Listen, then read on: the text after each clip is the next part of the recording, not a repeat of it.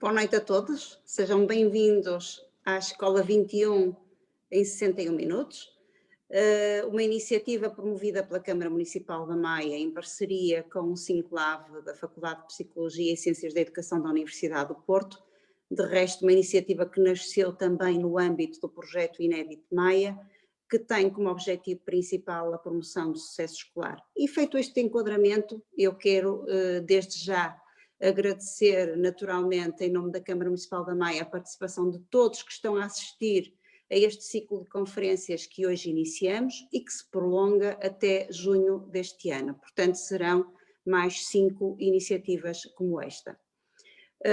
Somos muitos aqueles que hoje estão a assistir a esta conferência, recebemos inscrições de todo o Portugal e de alguns países nos 4 cantos do mundo, o que nos deve deixar orgulhosos e com muito entusiasmo para continuar este caminho.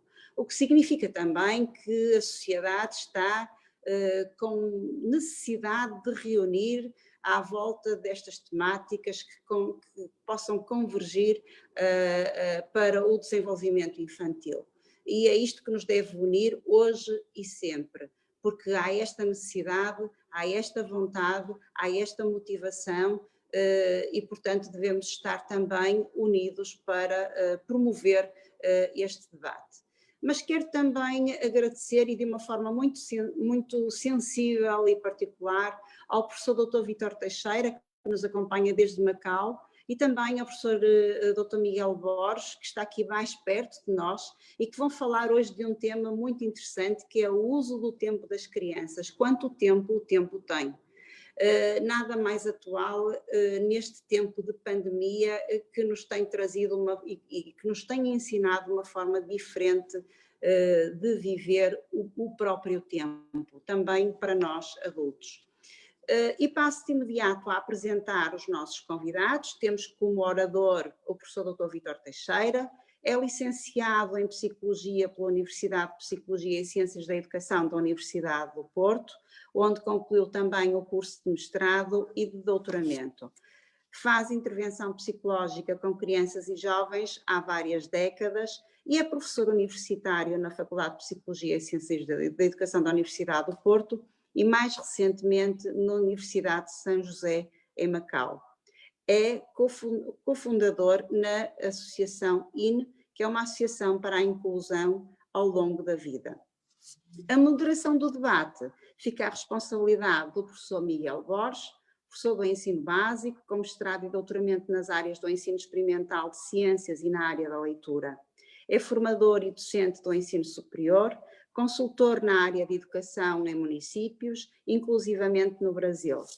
Exerce funções na empresa de educação da Fundação HK e escritor de livros infantis, alguns dos quais integram o Plano Nacional de Leitura.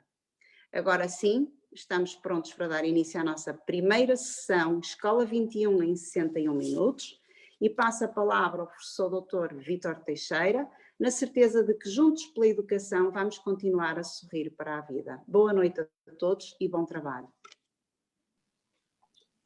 Olá, boa noite a todos. Então é a minha vez de falar. Miguel, pelos dias vou ser eu o primeiro, afinal. Não sei, eu tinha aqui preparada uma pergunta já para disparar.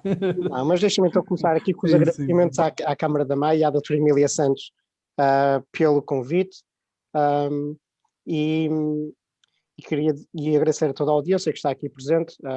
Eu fico sempre com a sensação, quando venho falar sobre isto, que venho falar de coisas banais e de que toda a gente sabe e que não tenho nada de interessante para dizer. Por isso, espero que no fim desta conversa, tal como eu, fiquem com a sensação que foi um tempo bem passado e que não fiquem desiludidos com isso. Portanto, Miguel, diz lá o que é que queres que eu diga. É um pouco isso. Boa noite a todos. Agradecer também a presença de todos quanto nos estão a seguir, que nós estamos em branco, não fazemos ideia, e agradecer à Câmara Municipal da Maia e na pessoa da doutora Emília o convite para estarmos aqui hoje a conversar sobre este tema, que ao contrário do Vítor, que acha que é tão banal, eu acho que há tantos treinadores de bancada e que todos nós temos uma ideia, às vezes, penso eu, pouco refletida sobre como é como o tempo que o tempo tem, neste caso o uso do tempo pelas crianças, e eu acho que, Vítor, permite-me discordar aí nessa parte. Eu acho que todas as pessoas que estão a assistir querem perceber quanto tempo se passa nos ecrãs, que tempo se passa nos ecrãs, como é que se organiza o tempo e as atividades para lá da escola, e é um pouco nesta perspectiva que eu acho que vamos conversar agora.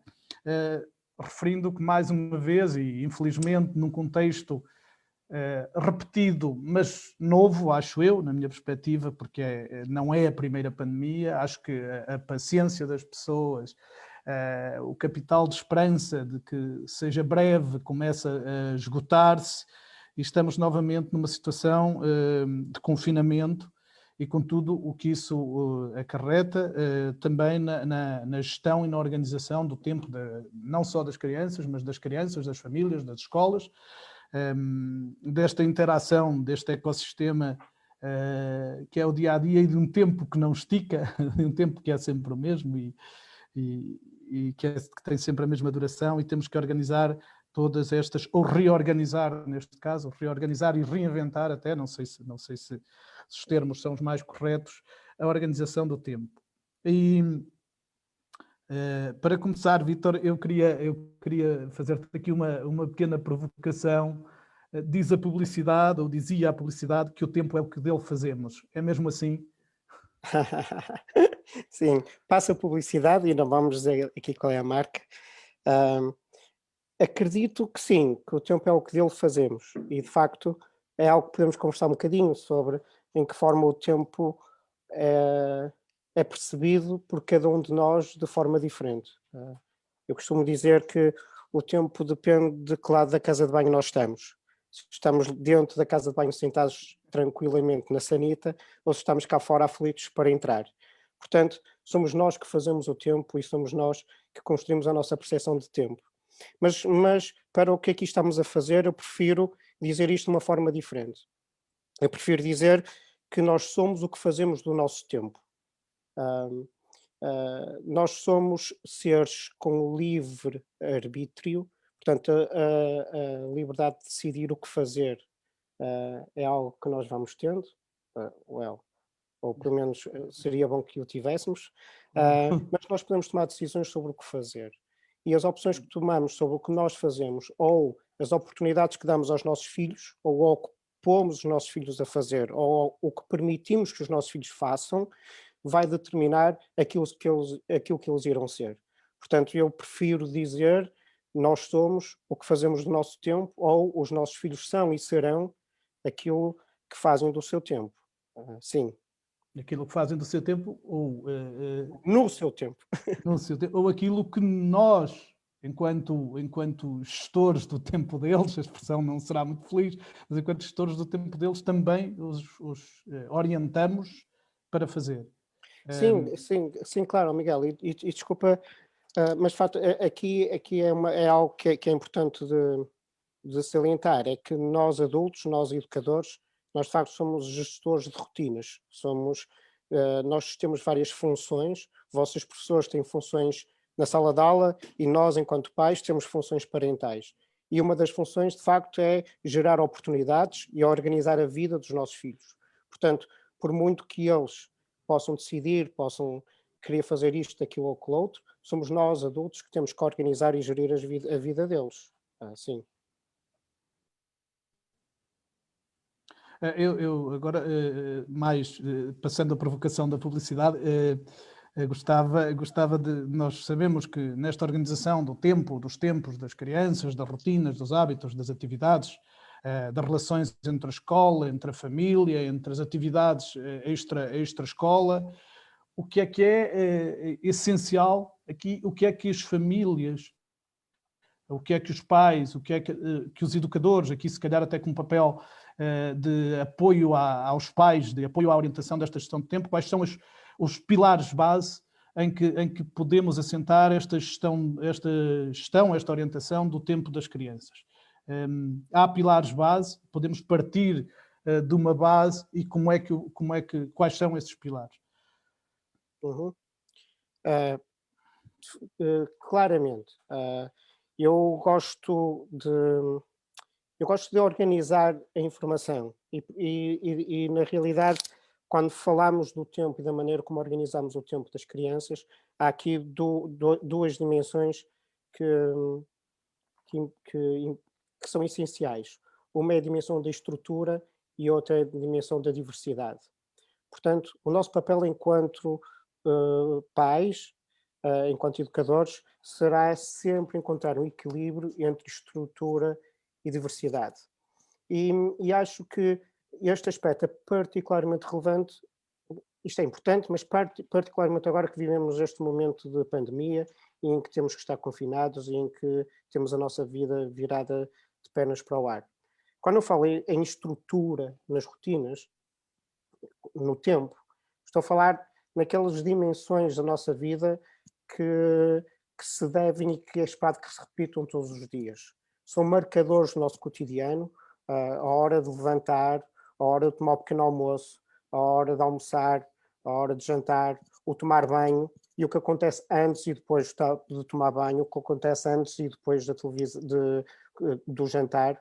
Portanto, os estudos mostram consecutivamente que ter uma vida estruturada e organizada é essencial para o desenvolvimento das crianças. Eu gosto de destacar, e às vezes se calhar destaco isto um bocadinho demais, mas gosto de destacar a importância disto, porque de facto tenho a percepção que recentemente, ou nos últimos tempos, está um bocadinho na moda ser-se uma pessoa criativa e que gosta, eu não gosto de rotinas, não, isso é uma grande seca, rotinas não. E realmente já havia um sociólogo, um senhor chamado Anthony Giddens, dá sempre algum estilo, desculpem lá, sendo professor universitário, dá sempre estilo citar alguém para mostrar que até sei alguma coisa. Não é? Claro. O Anthony Giddens falava de um conceito muito interessante que é o de segurança existencial. E esta segurança existencial nós conseguimos tê-la porque temos previsibilidade na nossa vida. Nós sabemos que há coisas que se repetem, nós sabemos que há coisas que vão acontecendo porque é esperado que assim o seja, e isso permite-nos ir. De facto, há quem diga que isto está associado com os ciclos da nossa vida, com o movimento de rotação da Terra, com o movimento de translação, com o movimento da Lua, e ao falar do movimento da Lua, as mulheres têm o seu próprio período.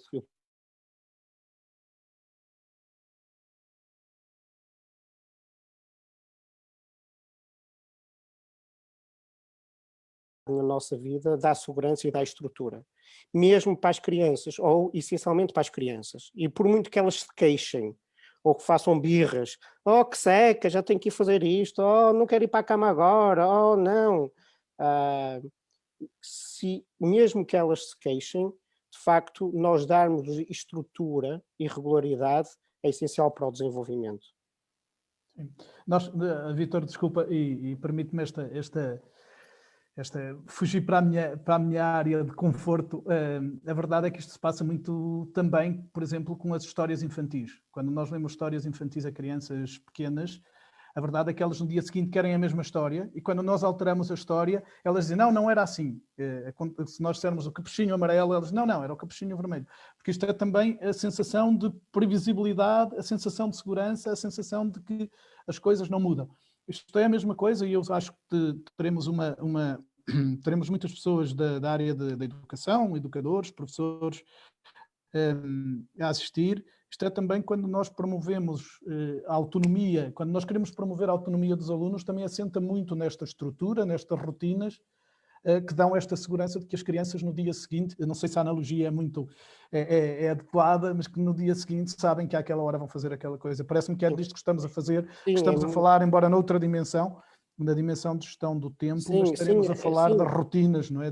Sim, exato. É muito importante isso que diz, principalmente em crianças pequenas. Todos nós, quem é pai, já passou por isto, de ter os miúdos com 3, 4, 5 anos, que querem ver sempre o mesmo filme e repetem aquilo. E é interessante que isto dá-lhes uma sensação de poder, que eles próprios controlam o rumo dos acontecimentos. Esta capacidade que eles têm de antecipar o que vai acontecer, eu já sei que isto vai ser assim, permite-lhes sentir-se poderosos e que eles controlam a realidade. Isto é a gênese de algo que vai aparecer na adolescência, chamada perspectiva temporal de futuro, que é a capacidade que temos de pensar no que irá vir. Mas, de facto, isto só acontece porque nós temos regularidades na nossa vida. Eu também costumo dar este exemplo, que é, está à noite, quer dizer, aí noite daqui a pouco está a amanhecer, mas se eu vos perguntar se o sol se vai levantar amanhã, eu acho que ninguém em casa, ninguém tem dúvidas que amanhã o sol se vai pôr, mesmo sabendo que que isso ainda não aconteceu, e é possível que não aconteça. Mas, habitualmente, o sol levanta-se todos os dias, e isso dá-nos segurança. E realmente, organizar a existência das crianças com rotinas estáveis e com consistência, e de facto acho que esta é outra palavra importante para trazer à baila, consistência, é essencial, porque de facto isto não pode depender do nosso humor, não pode ser porque hoje estou bem disposto, podes ficar até à meia-noite, e amanhã a criança quer ficar até à meia-noite a ver televisão ou desenhos animados e não vai entender porque é que ontem pude e hoje já não posso. Portanto, a consistência também é importante aqui. Esta constância, não é? Uma constância também Sim. de ritmos. Falavas das duas dimensões, ou dos dois pilares, aí fui eu que chamei, da estrutura e da diversidade. Queres elaborar um pouco mais sobre a diversidade? Sim, vamos à diversidade, mas eu queria reforçar aqui um aspecto importante da estrutura, se não te importas. Claro que não. Porque de facto tem a ver com uma das coisas que é o que mais gosto de fazer na vida, que é comer. E realmente... É por isso que eu acho que devia estar em Portugal e que esta conferência devia ser em presença física e antes disso termos preparado isto com um jantar. Portanto, sim, mas has de ver aqui, temos aqui uns petiscos cantonenses, a cozinha cantonense é muito, muito interessante, acho que irias gostar. Vou arranjar tempo, olha, tempo. Arranja. A questão das refeições, acho que eu gostaria de salientar a questão das refeições. As refeições são marcadores essenciais da rotina diária. O pequeno almoço, o almoço e o jantar são de facto, toda a gente come, é esperado que toda a gente aconteça, mas o momento da refeição no ser humano não é apenas um ato biológico de digerir nutrientes, é também em si um ato social.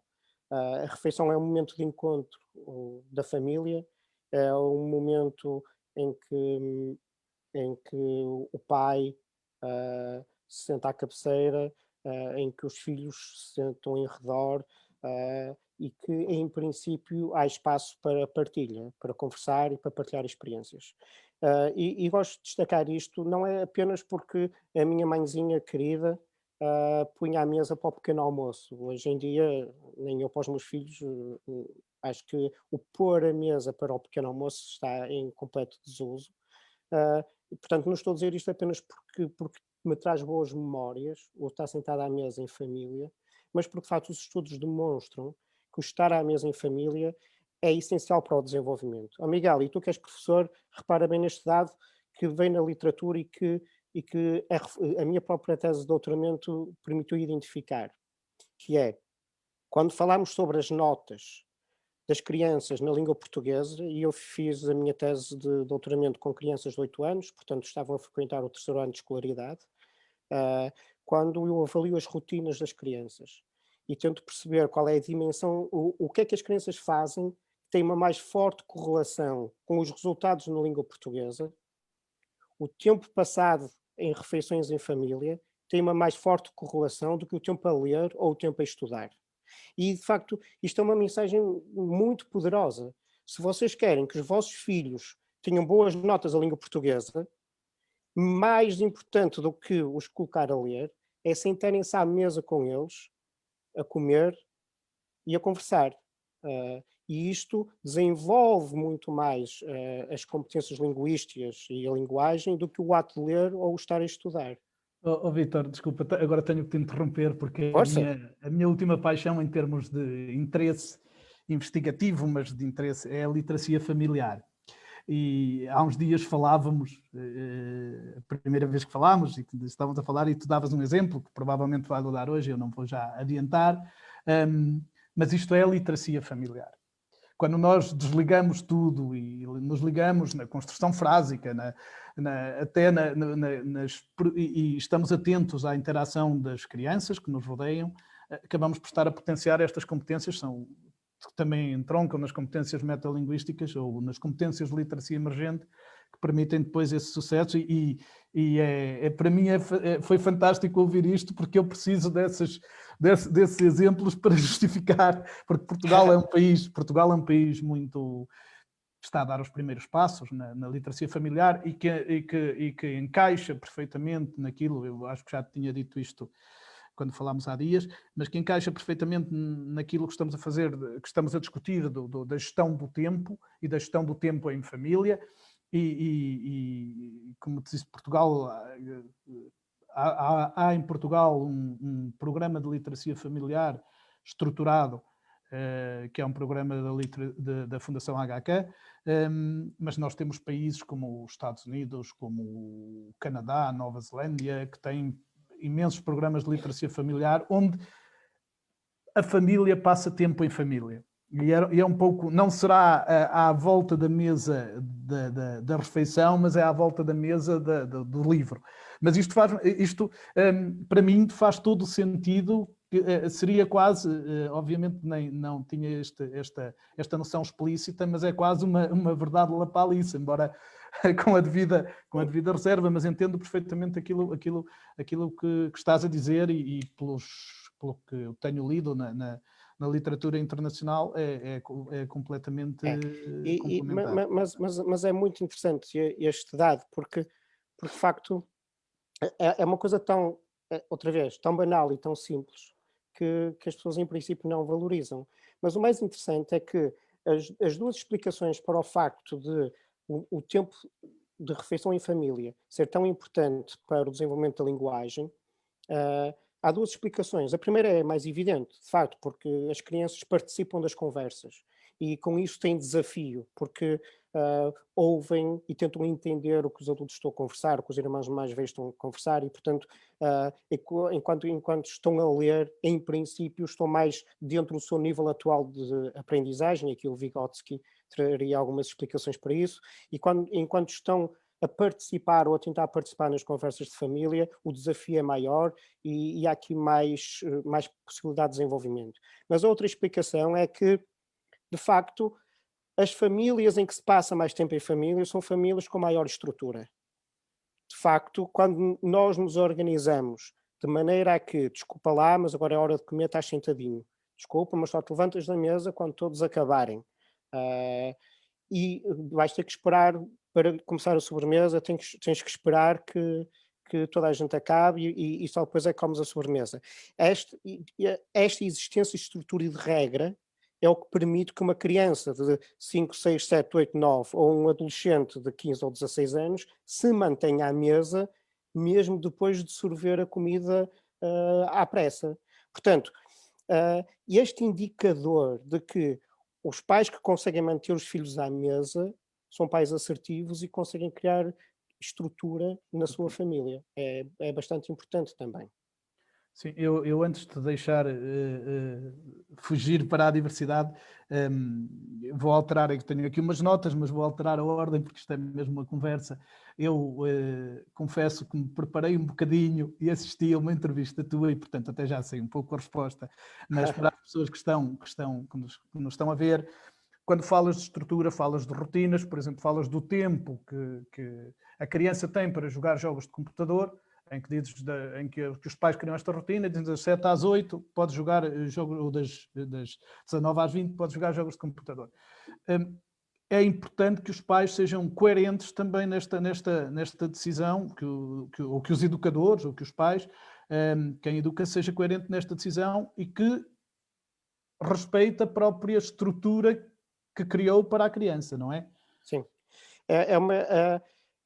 De facto, é um aspecto que eu costumo realçar sempre e lembro-me, eu não sei se há muitas pessoas que nos estão a ver que se lembram dos desenhos animados. Eu lembro, foi por chamados isso que Oliver and Benji. Eu lembrei-me da pergunta por isso, porque eu adorava esses desenhos animados. E tu dizes a dada altura que a bola demora 3 minutos a entrar na baliza, demora 3 dias, às vezes. 3 dias, às vezes. Vai no ar, vai atrás. De facto, é interessante que era com a televisão há algum tempo, entretanto, a televisão trouxe algum controle, é possível puxar atrás, é possível rever, e portanto esta situação já não é tão premente, mas hoje aplica-se mais num jogo de computador em que estou no League of Legends, quase a fazer um pentakill, e estou ali num entusiasmo enorme, e de repente ouve-se lá de dentro uma voz da mãe: João, anda para a mesa, está na hora de jantar! E isto pode de facto criar situações de tensão e de conflito enormíssimas. Porque a importância atribuída a este momento do jogo, ou ao momento de suspense e de tensão, em que se está ali pendurado à espera para ver se o remate, que está a bola ali pendurada e vai devagar, devagar. Aquele momento em que está ali pendurado cria ali uns níveis de adrenalina e uma tensão muscular enorme, e nós temos que respeitar que, a partir do momento que permitimos à criança estar naquela atividade, naquele momento, temos que deixar que aquilo acabe e que se conclua, e que passe aquele êxtase.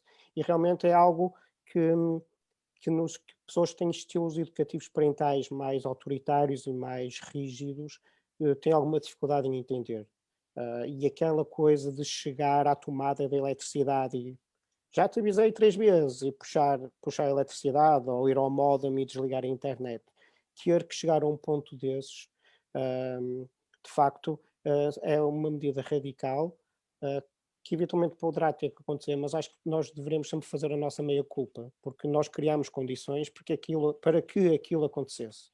E, portanto, se o fizermos, temos que reestruturar e reconstruir essa rotina conjuntamente com os nossos filhos e na família, temos que reconstruir, não é impor de repente algo que nós, entretanto, permitimos e de facto agora vamos proibir. Sim, segundo a minha análise do que estás a dizer, ou seja, quando há uma regulação autoritária, acaba por não haver uma estrutura, acaba por haver uma violação da estrutura, não é? Ou uma Sim, inconstância da estrutura, é um pouco... sim, e os estilos autoritários, as pessoas mais autoritárias tendem a colocar a autoridade em si mesmos. Ah, Quando o que será esperado é que nós vamos fazer da nossa casa um contexto de desenvolvimento positivo e poderoso. Portanto, não sou eu, não é a minha esposa, é o que nós construímos neste contexto que é a nossa casa e a nossa família. Portanto, isto inclui o espaço físico, inclui as pessoas que aqui participam, inclui as regras e os guiões que nós escrevemos para o que aqui se passa. E de facto não sou eu, é aquilo que nós combinamos, é aquilo que faz parte da nossa família, que deve fazer prevalecer para que as coisas funcionem bem dentro e que o tempo seja bem vivido por todos. Sim. E agora parece-me a mim, fazendo aqui a análise e a reflexão, enquanto em tempos de pandemia, o que referias sobre, em tempos de confinamento, perdão, o que referias sobre as refeições, se calhar até tem aqui algo positivo no meio desta negatividade toda, que é o tempo para as refeições, ou estar em casa para as refeições, não é? Portanto, esta estrutura de que falavas, e que eu acho, e porque também no meu crescimento também havia esta estrutura, sobretudo ao tempo das refeições.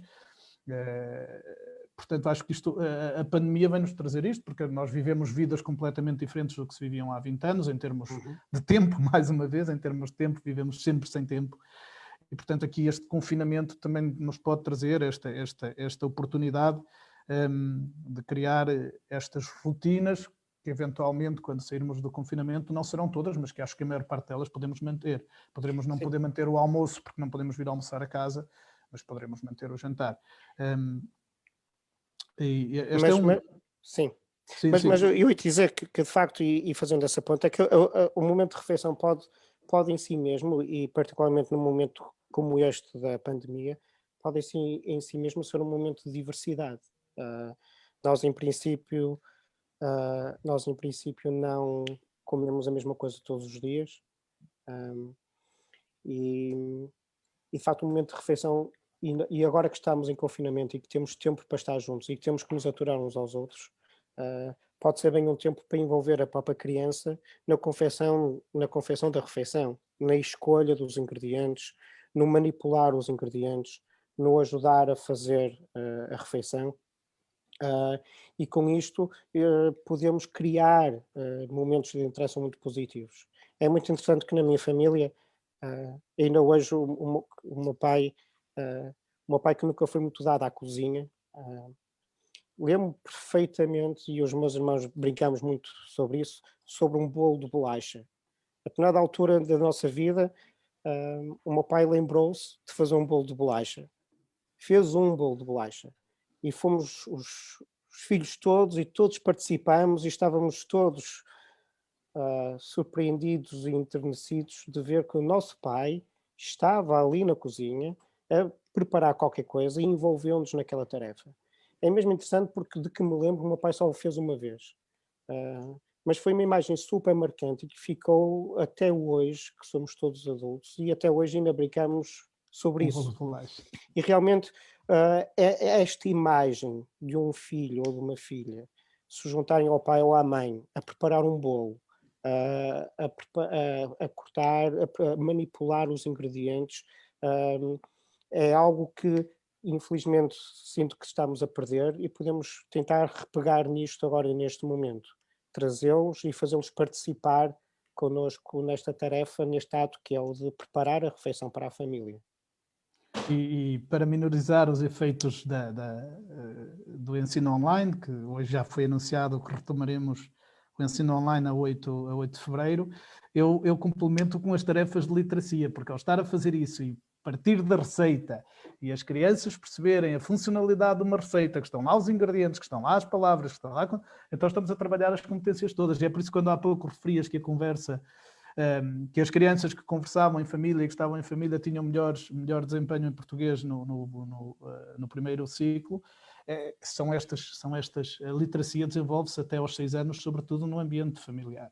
E, portanto, quando estamos a fazer isto tudo. E a literacia é pela oralidade, é pela análise da receita, é porque conhecemos muito vocabulário. Tu há pouco referias exatamente isso, quando estamos a tentar perceber a conversa dos pais, dos irmãos mais velhos, estamos a tentar... E quando há este clima de família, na verdadeira acessão do termo, também há a pergunta, olha, mas o que é que quer dizer isso? E estamos a expandir todo este, que depois se vai refletir no sucesso escolar, não só no português, mas também nas áreas diferentes e no apoio. Da nossa conversa, e eu vou olhando para o relógio para tentar controlar aqui um pouco. mas deixa-me acrescentar aqui outra coisa, que sim. É mesmo interessante. Tu falas e é verdade, estamos a falar de medidas, de pesar, de quantificar, de matemática. Dar nome, mas há aqui um aspecto que agora, nesta altura de pandemia, é particularmente relevante, que é a questão sensorial. E isto é particularmente importante para as crianças mais pequenas. Está mais que estudado que a estimulação que nos chega aos sentidos quando nós somos pequenos é essencial para o nosso desenvolvimento. E nós temos 5 sentidos. Há quem diga que tem 6, que tem uma intuição. Mas acho que é feminino isso.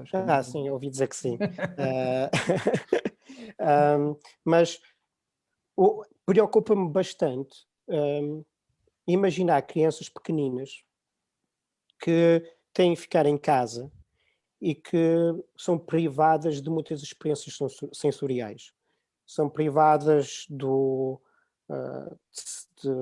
mexer na areia, são privadas de sentir o vento na cara, de sentir o sol, de cheirar o pivete do esgoto que está ali quando passo, ou os aromas que sentimos. Há aqui em Macau, Rua de São Paulo, quem vai para as ruínas de São Paulo, é das experiências únicas em termos olfativos. A quantidade de aromas que se sente ao passar aquela rua é uma coisa absolutamente vertiginosa. Pronto, isto foi só um parênteses. Quando cá vier, vamos lá.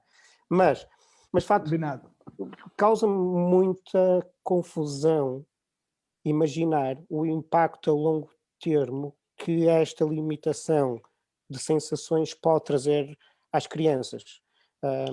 E realmente, eu, ao ler algumas coisas sobre isto, vejo que a própria Organização Mundial de Saúde vai trazendo recomendações para quem tem crianças pequenas, para que abra a janela de casa, para que a criança possa sentir o vento, possa sentir o ar fresco, mas também para que se proporcione outras experiências sensoriais dentro de casa. E o momento da refeição pode ser muito importante para isto.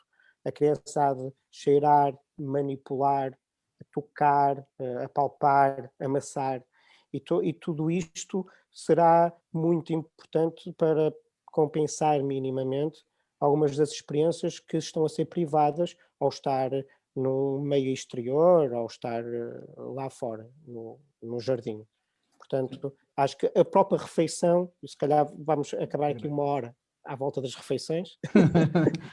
Não, vamos ter que dar A própria refeição pode ser. Vamos querer ouvir-te um bocadinho sobre os ecrãs, mas antes disso, e eu também, por acaso acabaste com falar dos sentidos, acabaste por me estragar aqui a ordem das coisas que eu tinha, mas pronto. É o caos. É o caos. É uma conversa, também é uma conversa. Se não passava a ser uma entrevista e nós os dois, quem queria ser jornalista eras tu, portanto não faz sentido eu fazer disto uma entrevista.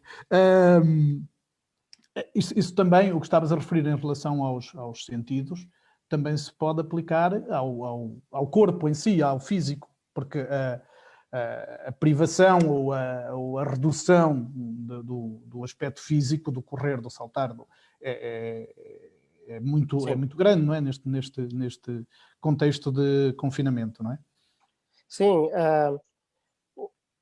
e vamos então fazer a ponte, entretanto, para os ecrãs. A grande consequência da pandemia em termos de rotinas das crianças foi uma redução abrupta da atividade física e um aumento vertiginoso do tempo em frente aos ecrãs. Portanto, estes dois opostos aconteceram agora ao mesmo tempo. E realmente a atividade física é essencial, todas estas questões, tipo o saltar, o correr, o rebolar,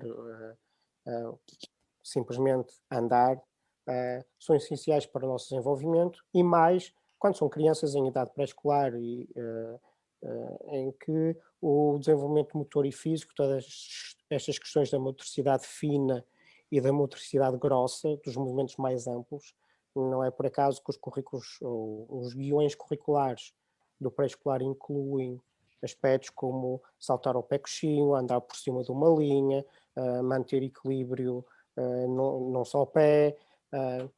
O desenvolvimento motor nestas idades é essencial. E mais uma vez, estarmos confinados em pequenos apartamentos ou em casas, mas sem espaço onde isto possa acontecer, de facto, é algo que é um risco para o desenvolvimento e que nós deveremos prevenir.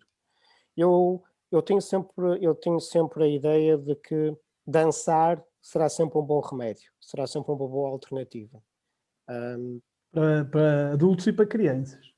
Para adultos e para crianças, exato. Aliás, eu fiquei um bocadinho desiludido porque a Câmara da Maia pediu-me para mandar uma fotografia para o cartaz. Eu mandei duas, mandei uma que custou meio janota, que me tiraram lá na universidade, e mandei outra em que estou com o meu fato das danças de folclore, porque aqui em Macau há 2 grupos de folclore português, e eu faço parte de um deles, então fotografaram-me, eu mandei essa fotografia e não fui escolhida essa, portanto foi uma desilusão. Eu junto-me a ti nos protestos, porque eu também mandei duas e escolheram a que eu não queria, portanto Liliana, vamos ter de conversar. Depois estamos mais sérios. Mas de facto, dançar é algo absolutamente interessante e que permite conciliar a atividade física com a televisão. E eu, de facto, das coisas que mais gosto de fazer é de ligar o YouTube na televisão e fazer festas e estar a dançar, e estar aos pinotes e dançar. É interessante que quando fui a Portugal no verão e depois ao regressar a Macau tive que fazer quarentena, fiquei absolutamente confinado num quarto de hotel, E lá eles levam isto mesmo a sério. Portanto, tu ficar confinado no quarto de hotel é mesmo absolutamente confinado. Inclusive as janelas estavam vedadas, seladas, eu nem podia abrir as janelas. Ahm, e, e de facto, o meu exercício físico que eu fazia era grande. Os meus vizinhos dos quartos ao lado deviam achar que eu era tolo, porque eu punha a televisão em grandes alturas, e então eu punha-me aos pinotes e ia dançar. E ainda por cima, seguindo aquela ideia do Miguel Araújo de dançar como se ninguém estivesse a ver, E se ninguém estivesse a ver. de facto sabe mesmo bem. E realmente acho que nesta altura as pessoas não se devem esquecer disto. Devemos procurar formas de nos mexermos dentro de casa e de pôr os nossos filhos a mexer. E não basta, de facto, o movimento da copofonia, de levar o copo, ou levantar para ir buscar o comando. É interessante que a determinada altura até o ato, o comando está ali, eu não consigo chegar sem ter que me levantar, é uma coisa muito aborrecida. Eu lembro-me, tenho que a minha filha mais nova, a Ritinha, que aquilo ali, se o comando não está ali ao alcance do braço, já é um fim do mundo, e tem alguém que vem do outro lado, é bem capaz de chamar o pai, pai, anda cá, e eu estou do outro lado da casa e venho para lhe chegar o comando que está a 1 metro dela. De facto, promover o movimento dentro de casa é muito importante. Aqui, eu lembro-me de uma entrevista, penso que era da Carolina Deslandes, logo a seguir ao primeiro confinamento, em que ela dizia, não a propósito da dança, mas da leitura, que tinha criado uma rotina com uma hora de leitura. E ela tinha 2 filhos, penso que já tem 3, e ela dizia, a determinada hora todos os dias parávamos, eu pegava no meu livro, o meu marido no livro dele, a criança num livro, e o bebê estava a brincar com livros próprios para os bebés, e toda a gente ficava aquela hora ali na leitura. Se calhar criar uma hora da dança em casa pode ser extremamente divertido, não é? Sim, a hora da dança, a hora do fitness, com aulas de fitness que há muitas, mas realmente a atividade física moderada é o que recomenda a Organização Mundial de Saúde, e pelo menos 30 minutos diários, pelo menos, é o mínimo. E a atividade física moderada deve ser uma atividade física que nos faça saltar e transpirar um bocadinho. E de facto, haver esse momento deveria ser importante, e no momento deste pandemia todos nós devíamos trabalhar para isso, em princípio. Portanto, olha, pensar é a forma de o fazer. Eu tenho aqui ainda centenas de tópicos que gostava de abordar contigo, mas Então, vou começar a selecionar, porque eu acho que ainda não nos deram autorização para fazer os 122 minutos e, portanto, vou até fazer, se calhar, se me permites, vou até fazer algumas considerações sobre 3, 4 tópicos, e depois tu abordas, até se os quiseres interligar para facilitar um pouco. Ainda sobre os ecrãs, eu tinha sempre esta pergunta, que acho que esta pergunta que muitas das pessoas que estão a sorte de escolher uma pessoa ignorante neste tema, é que eu acho que tenho as mesmas dúvidas que tem a maior parte das pessoas que nos estão a ver, que é quanto tempo os ecrãs fazem mal, os ecrãs isolam, nós isolamos-nos porque vamos para redes sociais, para os jogos, para o YouTube, ver aqueles youtubers que estão em voga em Portugal, por exemplo, o Lucas Neto, etc. Devemos ter alguma estratégia para organizar o tempo, porque é impossível proibir, não é? Não vamos falar de proibição. Há alguma estratégia para organizar o tempo? Há algum tempo adequado, que a investigação diga 2 horas por dia é bom, 2 horas e meia é demais? Pronto, este era um dos temas, sobre as redes. O outro é sobre as atividades, que eu acho que também é um tema, e até havendo, como me parece que pode haver muitos educadores a ouvir-nos, é sobre as atividades. E aqui é mesmo quanto tempo tem. Tem tempo para as aulas, tem tempo para as atividades no final da escola, sabendo que a escola não acaba às 3h30 como acabava quando eu andava na escola primária. Atividades de fim de semana, devemos deixar, não devemos deixar, devemos proporcionar. Houve a altura em que todas as mães queriam ter Ronaldos, queriam ser a Dona Dolores, e todas as crianças iam para o futebol. Eu não sei, nós devemos proporcionar atividades todos os dias, culturais, desportivas, etc., de participação em coletividades, por exemplo, Na tua entrevista em Macau referes os escuteiros como exemplo em coletividades cívicas, devem ir aos sábados de manhã. Eu trabalho com um programa de literacia familiar e muitas vezes o obstáculo que encontramos é dizer ao sábado de manhã já tem atividades. Este é o outro ponto. E o que é que devemos fazer? Nós podemos... o meu filho tira negativa a matemática e eu digo, agora não jogas futebol, acabou o futebol enquanto não tirares positiva a matemática. Acho que isto é motivador para eu melhorar os resultados escolares. Eu estou a fazer muitas perguntas porque o tempo está a acabar e eu... Vou tomar notas. Provavelmente podes encadear ou até responder mais que uma de uma vez. E acho que agora, neste momento, só já tenho outra.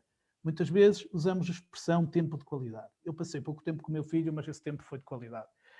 Isto é assim, se eu tiver 10 minutos de qualidade, substituem 2 horas do que eu não considero tempo de qualidade. É mesmo, eu digo, pronto, Ok,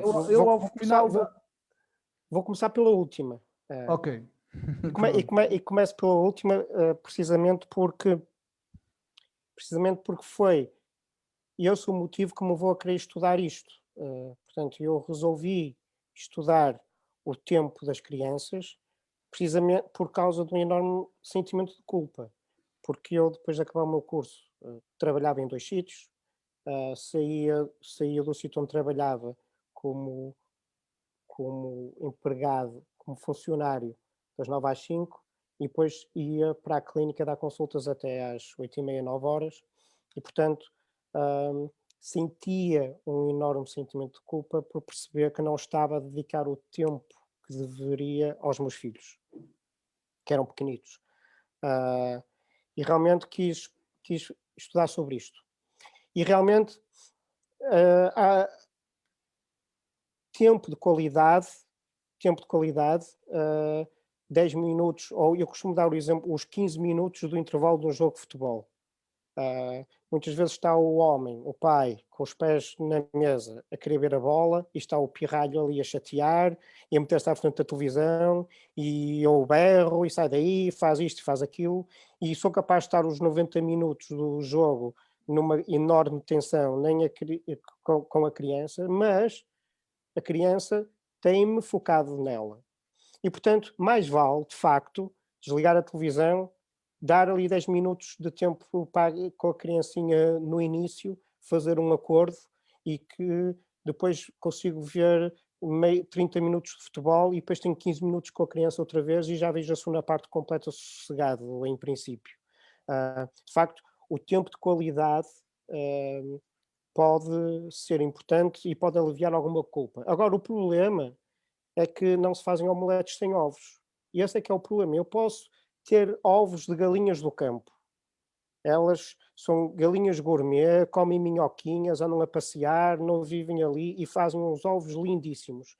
Mas, se eu só tiver um desses ovos e tiver que fazer uma omelete para 5 ou 6, a coisa não vai dar. Portanto, é interessante que o meu grande objetivo, e a minha tese doutoramento acaba com uma tabela destas, o meu grande objetivo, de facto, era encontrar as doses diárias recomendadas, tal como se vê às vezes em alguns dos alimentos, a dose diária recomendada disto e daquilo e daquele outro.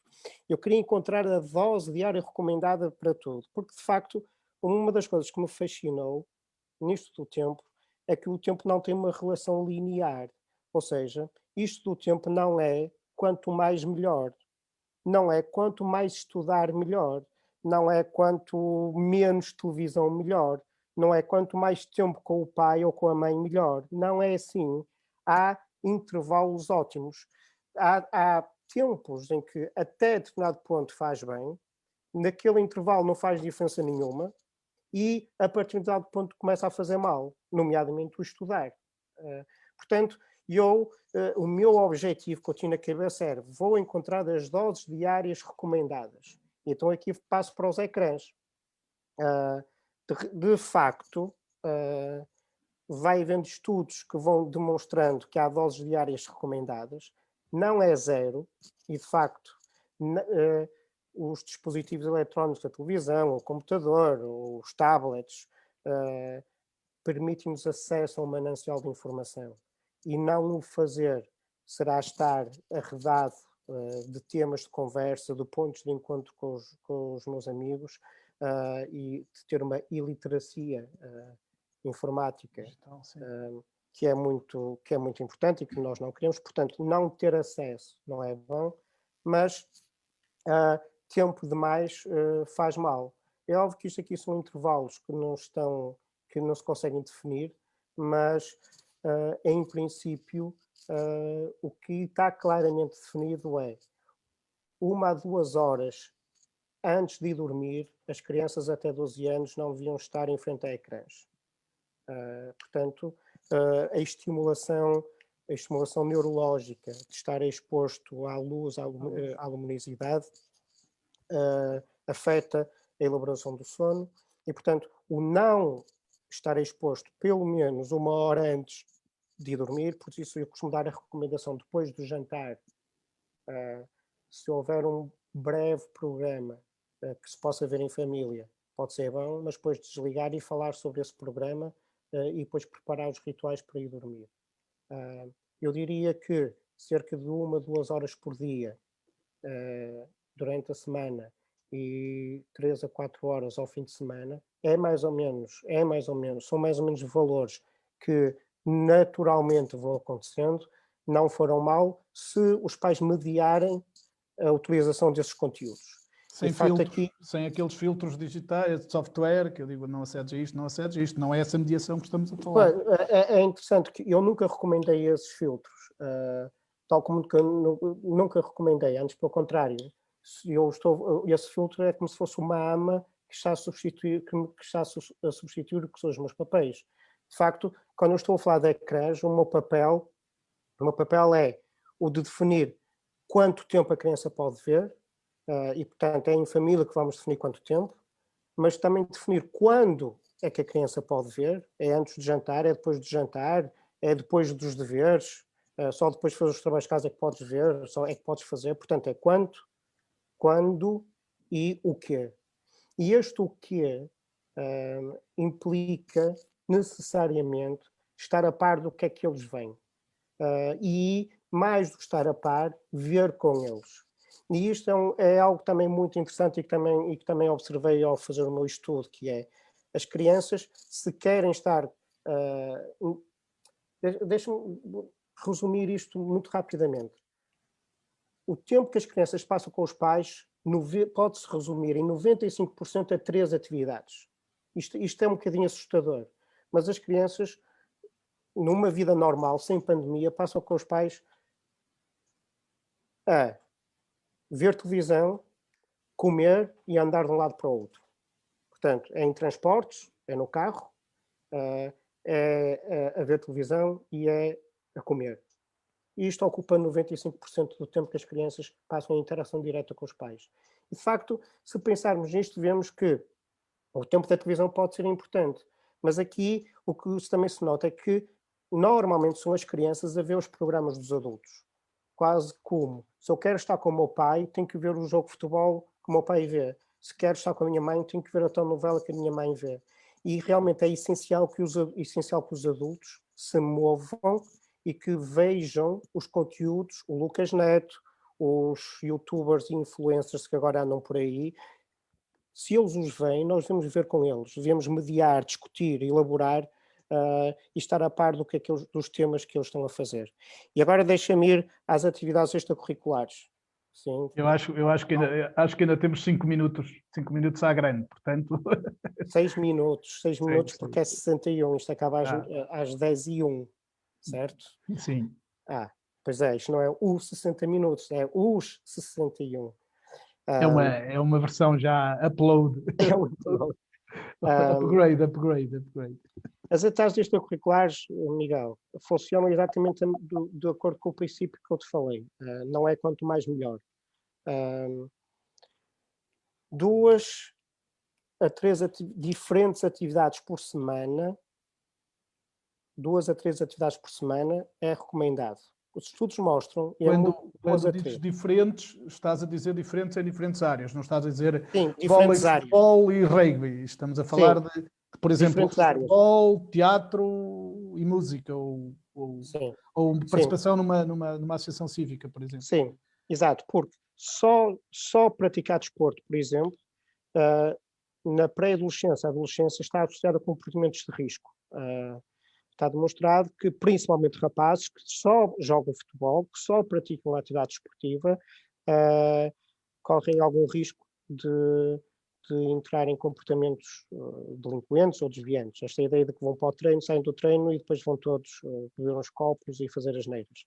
Portanto, o equilíbrio entre uma atividade física e desportiva e uma atividade cultural ou cívica, um instrumento musical, os escuteiros ou um grupo de jovens, são importantes. E, de facto, as atividades extracurriculares são contextos positivos de desenvolvimento e que são altamente recomendadas, principalmente para pré-adolescentes e adolescentes. Colocam os jovens sob supervisão de adultos que são mais companheiros do que o papel tradicional do professor, e em que eles estão orientados em atividades produtivas. Agora sim, temos 4 minutos. Eu só queria aquelas só 2 coisinhas e muito rápidas, porque agora temos pouco tempo, que eu ouvi na tua entrevista, quando referias, por exemplo, um jovem que tira negativa à matemática e a família diz, o pai, a mãe, dizem não voltas ao futebol porque tens negativa à matemática. Isto é correto, se calhar é adequado. É uma asneira, é do pior que pode acontecer. Aliás, e o principal aspecto a principal questão é por causa da autoestima, por causa do que é que eu sou enquanto pessoa. E de facto, se eu me vou construindo como alguém que não consegue ter sucesso na escola, que me traz experiências negativas, e se tenho um contexto de vida, que é o futebol, por exemplo, em que eu me sinto competente, realizado, isso é o que me dá estofo e serve de almofada para eu aguentar as dificuldades que vou tendo nos outros contextos. Se eu castigo o meu filho, não o deixo ir ao futebol porque ele não teve boas notas, então isto ainda vai piorar a situação, ainda vai fazer com que eu ainda fique mais revoltado com a escola por causa da escola, e eu agora não posso ir ao futebol, e aquilo que era a única área de competência que eu tinha, eu deixei de a ter. Portanto, para além do mais, a atividade física estimula o lóbulo pré-frontal e faz aumentar os tempos de atenção e de concentração. Portanto, se é um miúdo que tem dificuldades de atenção nas aulas, se lhe retirarmos a atividade física, as atividades de concentração, as dificuldades vão aumentar. Portanto, Vítor, acho que temos que fazer uma síntese. Ok, para 30 segundos antes da síntese, há uma coisa que eu acho que as pessoas lá que estão do outro lado querem saber. A minha filha pediu-me para ir ao balé, inscrevia. Chegou lá, os primeiros dias andou aos saltos na sala, e este exemplo é teu, andou aos saltos na sala e estava toda contente. Ao terceiro dia, o professor do balé diz que ela tem que ir para a barra e que tem que fazer exercícios muito específicos. Ela chega à minha beira e diz-me, pai, eu não quero continuar no balé. O que é que eu faço? Vou para casa e levo-a? Eu acho que se possível, devemos aguentá-lo até ao final do ano letivo. Não podemos deixá-los desistir quando aparecem as dificuldades. Aliás, porque em algumas áreas o verdadeiro gozo que temos da atividade vem depois de passar as dificuldades e quando conseguimos dominar a técnica. Se não dominarmos a técnica, nunca vamos ter prazer em tocar violino ou em tocar piano.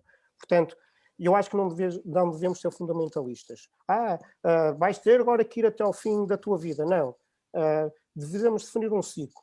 Se vais ter que estar até ao fim deste ciclo e temos que assumir um compromisso. Portanto, esta ideia do compromisso deve ser mantida e depois vamos avaliar no final. Eu gosto daquela tua ideia de paguei a matrícula até ao final do ano, portanto vais ficar até ao final do ano. Sim, e acho mesmo que temos que ir para a síntese, porque sendo o webinar de kick-off, não podemos correr o risco de ultrapassar os 61 minutos. Sim. E da minha parte, e antes de mais dizer-te que foi um enorme prazer esta conversa, e a outra conversa que tivemos de preparação, mas esta especialmente, isto passou a correr. Eu achava que tinha poucas perguntas e preparei aqui um milhar delas, de tópicos que não falámos deles. Acho que isto é mesmo um aperitivo.